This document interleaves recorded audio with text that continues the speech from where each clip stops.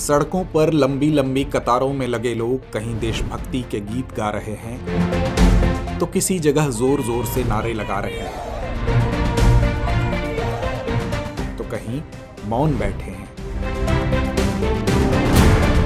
यह दृश्य असहयोग आंदोलन के हैं। इसमें जनता की भागीदारी अविश्वसनीय रही और एक समय ऐसा लग रहा था कि जल्दी ही भारत को आजादी मिल जाएगी।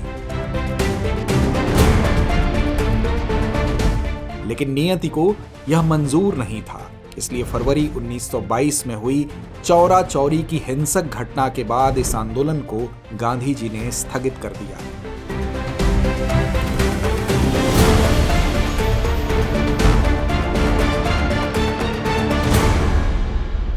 स्वागत है दोस्तों आजादी के अगले भाग में, जहां रूबरू होंगे असहयोग आंदोलन के बाद हुई प्रमुख घटनाओं से लेकर आजादी के सफर तक की यात्रा से, और साथ ही जानेंगे उनसे जुड़े महत्वपूर्ण पहलुओं के बारे में। असहयोग आंदोलन के स्थगन के बाद प्रमुख नेताओं को गिरफ्तार कर लिया गया। इस कारण अहिंसावादी आंदोलनों के स्थगन के बाद भारत में महत्वपूर्ण क्रांतिकारी घटनाएं हुई, जिसमें 9 अगस्त 1925 का काकोरी ट्रेन एक्शन, वर्ष 1928 का सैंडर्स हत्याकांड और अप्रैल 1929 की सेंट्रल असेंबली बम कांड प्रमुख हैं। इसके बाद पुनः गांधीवादी आंदोलन की शुरुआत दांडी मार्च से हुई। यह यात्रा महात्मा गांधी के साहस, संकल्प और अहिंसा की अद्भुत मिसाल है। 12 मार्च 1930 की सुबह गांधी जी ने 78 अनुयायियों के साथ अहमदाबाद स्थित साबरमती आश्रम से 241 मील दूर दांडी की यात्रा शुरू की, जिसे सविनय अवज्ञा आंदोलन भी कहा जाता है।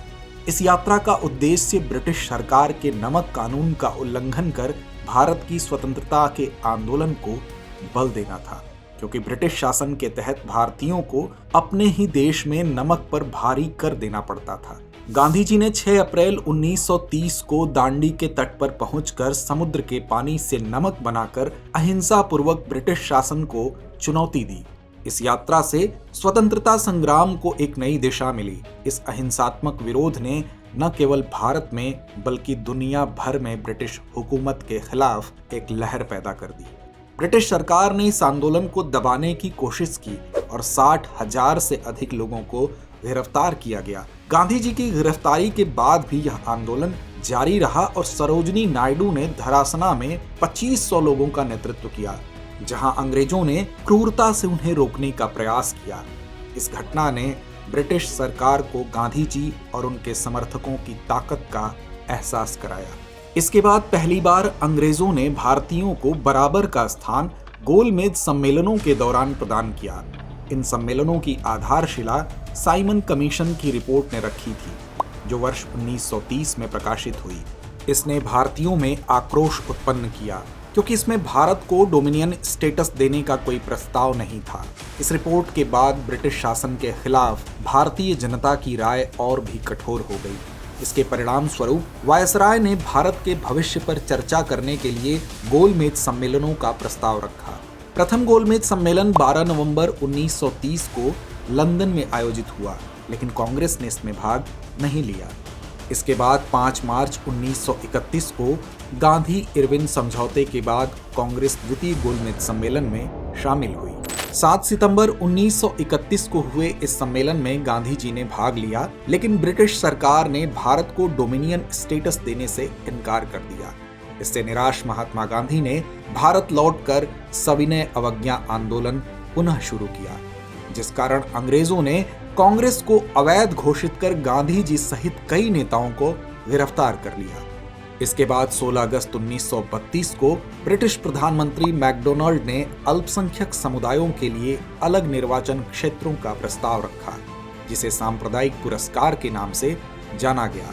इस निर्णय ने डॉक्टर बाबा साहब अम्बेडकर और महात्मा गांधी के बीच मतभेद को जन्म दिया, जो बाद में 24 सितंबर 1932 को पुणे के यरवदा जेल में पूना समझौते के रूप में सहमति में बदल गया। इस समझौते के तहत दलितों के लिए पृथक निर्वाचन की योजना को त्याग दिया गया और इसके स्थान पर उनके लिए प्रांतीय विधानमंडलों में सीटें 71 से बढ़ाकर 147 कर दी गईं, जबकि केंद्रीय विधानमंडल में 18% आरक्षण प्रदान किया गया। और फिर गांधी जी ने जेल से रिहा होने के बाद 7 नवंबर 1933 को हरिजनों के अधिकारों के लिए देशव्यापी यात्रा शुरू की। इस बीच नवंबर 1932 में तीसरा गोलमेज सम्मेलन आयोजित हुआ, लेकिन कांग्रेस ने इसमें भाग नहीं लिया। सम्मेलनों की यह श्रृंखला भारत की स्वतंत्रता के संघर्ष का प्रतीक बनी। इन सम्मेलनों के बाद भारत शासन अधिनियम 1935 पारित किया गया, जिसने आजादी के बाद भारतीय संविधान के निर्माण में महत्वपूर्ण भूमिका निभाई। इस अधिनियम के तहत म्यांमार को भारत से अलग कर दिया गया और 1937 में प्रांतीय सरकारों का गठन हुआ। इसी बीच कांग्रेस में नेतृत्व को लेकर राजनीतिक परिस्थितियां बदली और वर्ष 1938 के हरिपुरा अधिवेशन में नेताजी सुभाष चंद्र बोस ने कांग्रेस की अध्यक्षता की, लेकिन वर्ष 1939 में अध्यक्षता के मुद्दे पर विवाद के कारण उन्हें इस्तीफा देना पड़ा, जिसे त्रिपुरी संकट के रूप में जाना जाता है। वर्ष 1940 में भारत के लिए अगस्त प्रस्ताव भेजा गया था, जिससे डोमिनियन स्टेटस के मुद्दे पर स्पष्टता नहीं होने के कारण इसे अस्वीकार कर दिया गया। वहीं साल 1942 में जब दुनिया दूसरा विश्व युद्ध झेल रही थी, तब ब्रिटिश सरकार ने भारत से सहयोग की उम्मीद से स्टैफोर्ड क्रिप्स के नेतृत्व में एक मिशन भारत भेजा, लेकिन कांग्रेस की भारतीयों को तुरंत वास्तविक सत्ता सौंपने की मांग के कारण क्रिप्स प्रस्ताव स्वीकार नहीं किया गया, जिससे भारतीयों में असंतोष फैल गया। इस दौरान गांधी जी ने ब्रिटिश राज के खिलाफ सक्रिय होकर 8 अगस्त 1942 को मुंबई के ग्वालिया टैंक मैदान में भारत छोड़ो आंदोलन का आगाज किया, जिसे अगस्त क्रांति के नाम से भी जाना जाता है। इस आंदोलन में गांधी जी के करो या मरो के नारे ने पूरे देश को स्वतः आंदोलित कर दिया। इस कारण जब आंदोलन के दौरान गांधी जी और अन्य कांग्रेस नेताओं को गिरफ्तार किया गया, तब भी यह आंदोलन चलता रहा। इस आंदोलन में महिलाओं और छात्रों ने महत्वपूर्ण भूमिका निभाई, जिससे सरकारी दमन के बावजूद आंदोलन की तीव्रता बनी रही।